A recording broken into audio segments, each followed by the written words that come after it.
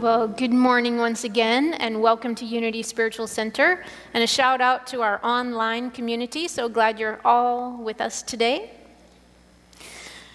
So, what is it that lets people sing in the rain? Most of us, at any given time, are smack in the center of change in our lives. And there's usually a light fog in all directions. Way to go, Spirit, for supplying me the right lighting for my opening. So there's a light fog in all directions in our lives. And so what is it for us to consider being true to ourselves, knowing that our true self is deep within the core of our being, where we touch the spark of divinity? When we tap into the oneness of that energy with mind, body, and soul, we have the ability to sing in the rain, regardless of the rainstorm that we are in. Having spent a number of years in the southwestern desert, we didn't have these regular Florida afternoon rain showers on a daily basis. We would have the dry, hot heat of the southwestern desert, and you would see these storms building off in the distance, and you would be anticipating a raindrop or two. Sometimes the rain never hit the ground because the air absorbed it all. But then once in a while, you would get the feeling, the touch, the light, gentle rain on your dry skin. And in the dry heat of the desert, I came to love these rainstorms and to love the touch of the water on my skin. And every once in a while, there would be a nice, soft rain, like the rain sprinkler that we used to run through as a kid on a warm summer's day. And the fresh, clean smell of the air after the rain. And maybe if the light was right, there would be a rainbow or two. So I invite you to soak in that nostalgic feeling for yourself of being in a nice, soft rain. Do you hear that?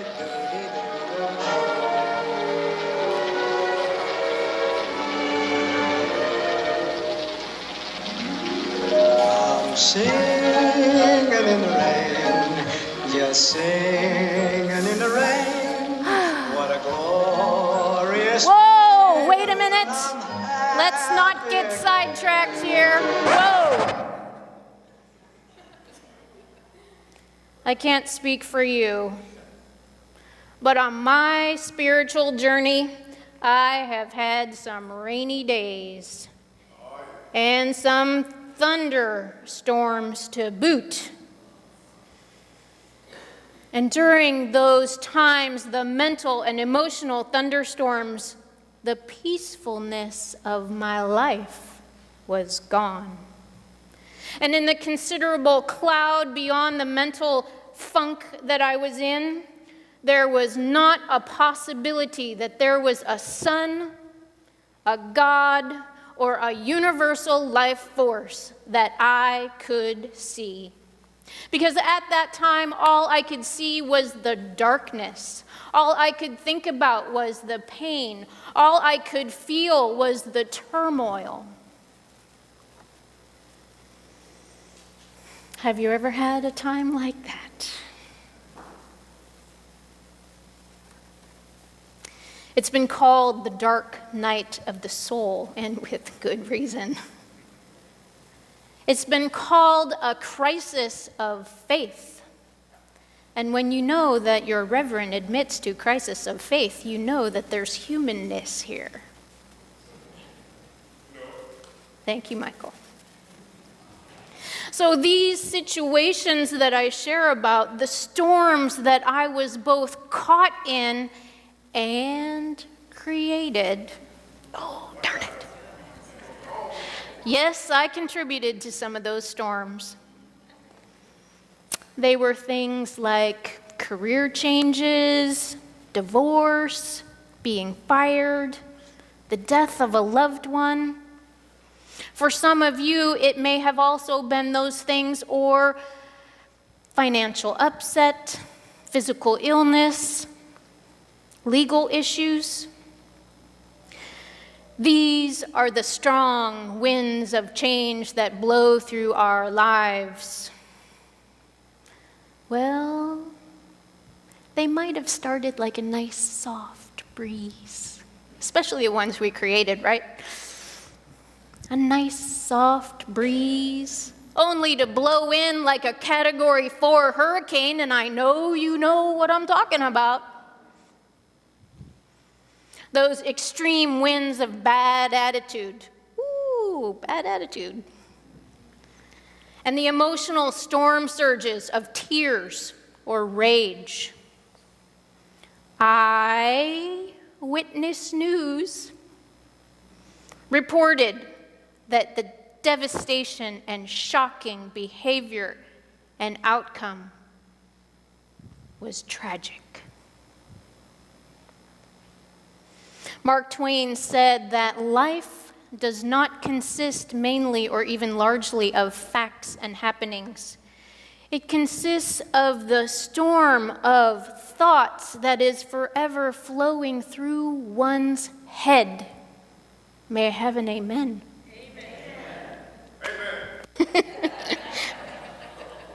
I know you have all had those storms of thought going through your minds.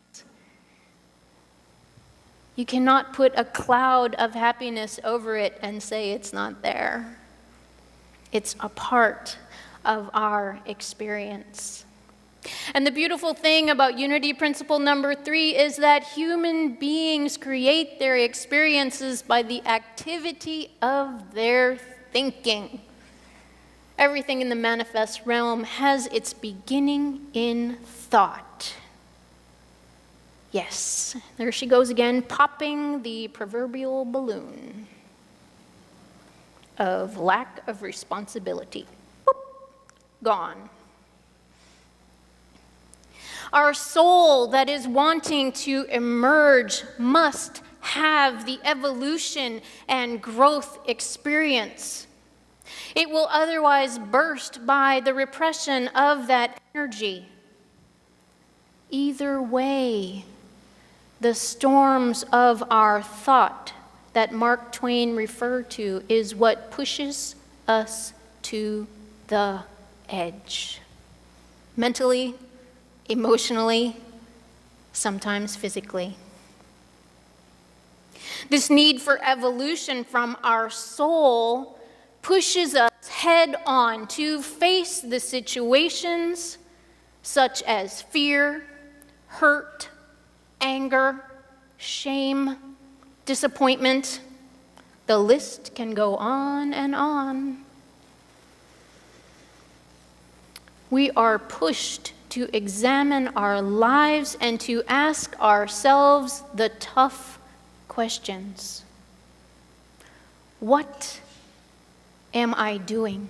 What is going on in my life? Why are these things happening to me?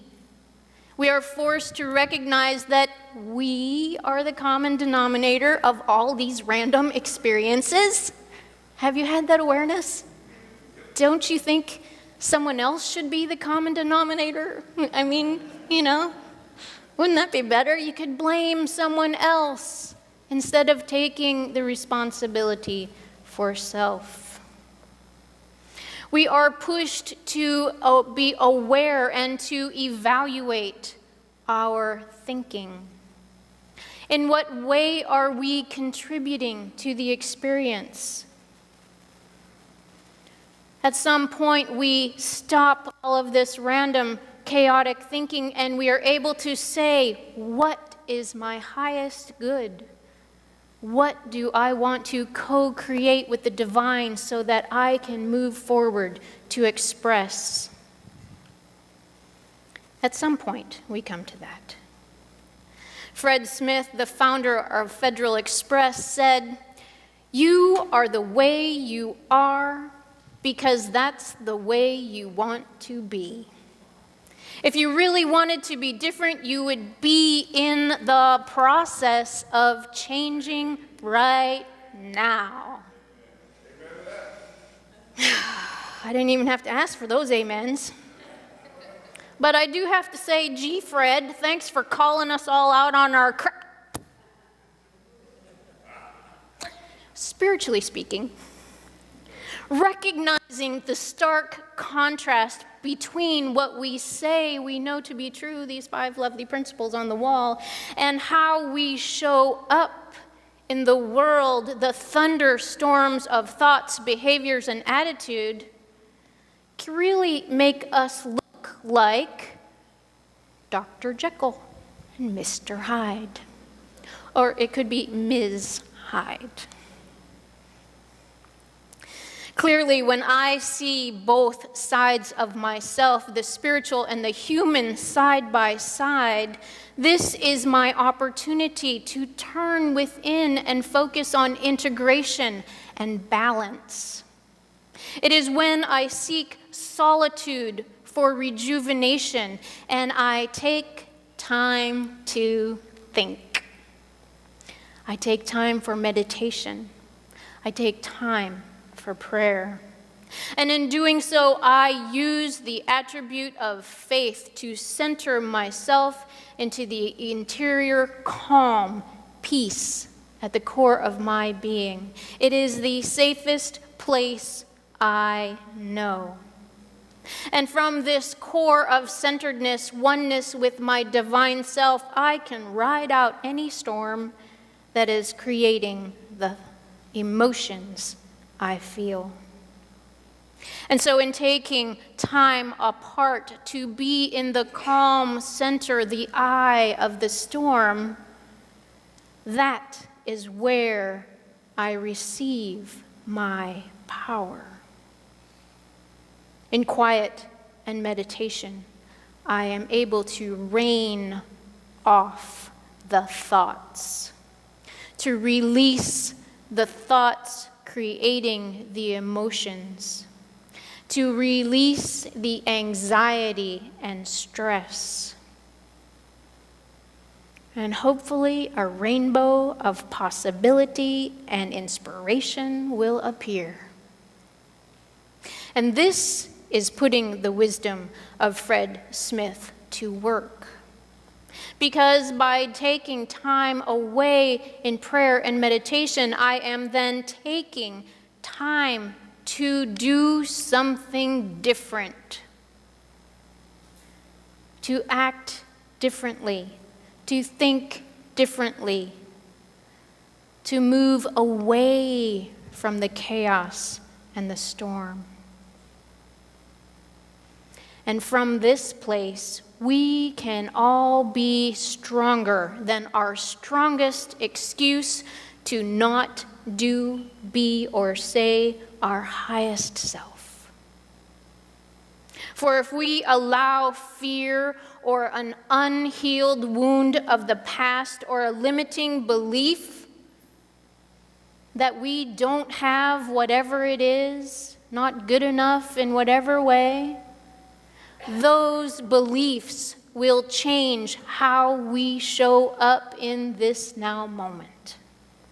And we become a prisoner of our own making.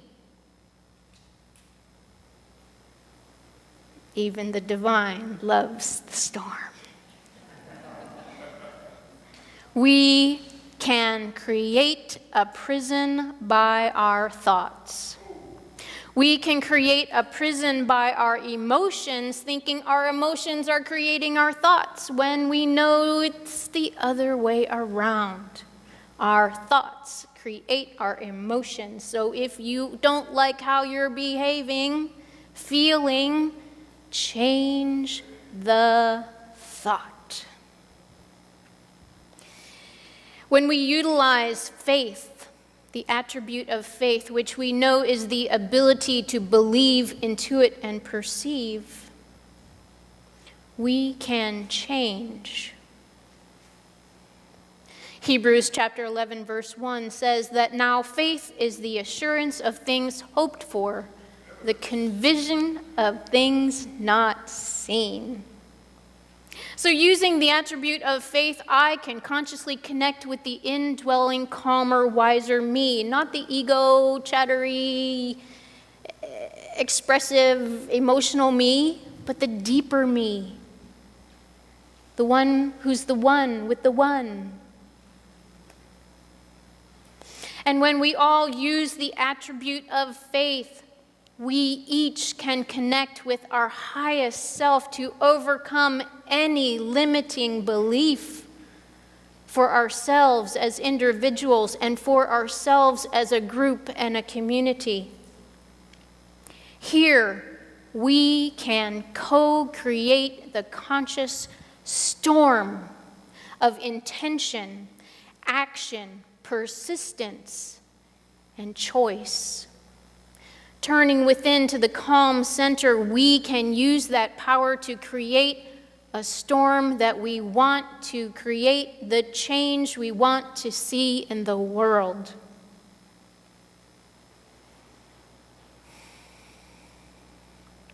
I know that my storm thoughts are my soul's loving way of pushing me forward. Thank you so much. For each of us, our soul pushing us forward into experiences of growth, of evolution, of change, is done on purpose so that we can know ourselves more fully as the Christ nature, the Buddha nature. Pema Chodron, the Buddhist nun, shares the teaching that this very moment is the perfect teacher, and it is always with us. Just seeing what is going on and being fully present to it is the teaching right here, right now. We can be with everything that is happening and not disassociate ourselves from it. We can be in the calm center at any given time and deal with the outer upset, the outer chaos, the outer storm from the power of our center when we stay centered.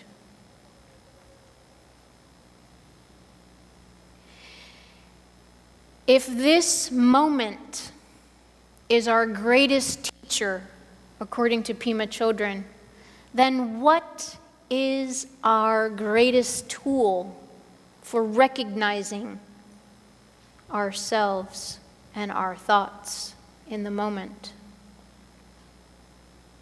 It is our attitude. It is our state of mind. It is a thought being expressed 3D. We don't need 3D glasses to recognize our attitude when it's being expressed or to recognize someone else's attitude when it's being expressed to us. We see the emotion in the attitude. We know that that emotion and expression is caused by thought. William James, known as the father of American psychology, said that the greatest discovery of my generation is that a human being can alter his life by altering his attitude. Many of us have been told that we need an attitude adjustment, I'm sure. I'm not the only one. So choosing our attitude in the midst of our storm, thoughts, and restlessness takes dedication to our spiritual growth. It takes concentration, it takes effort. And it's not always fun. I know.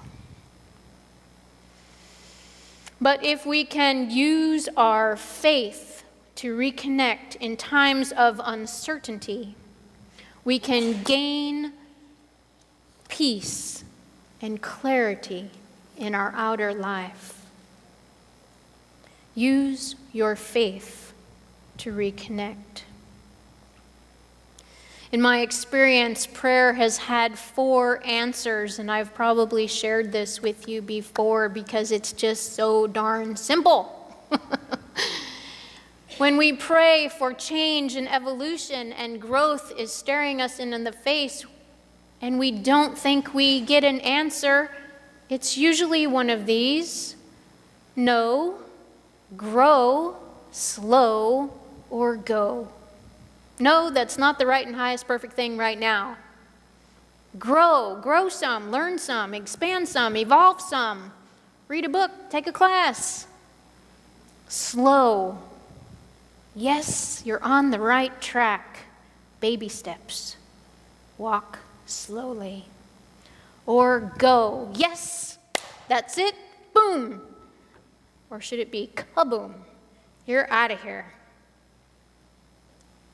Michael Bernard Beckwith says, learn to become still and to take your attention away from what you don't want and all the emotional charge around it, and so that you can place your attention on what you wish to experience. Use your tools. Tap into your faith to reconnect. And I love this quote by Maya Angelou, who said, "A bird doesn't sing because it has an answer. It sings because it has a song." And so I invite you to go and allow yourself to evolve and to sing your soul's song, whatever it is, whatever the weather. Namaste.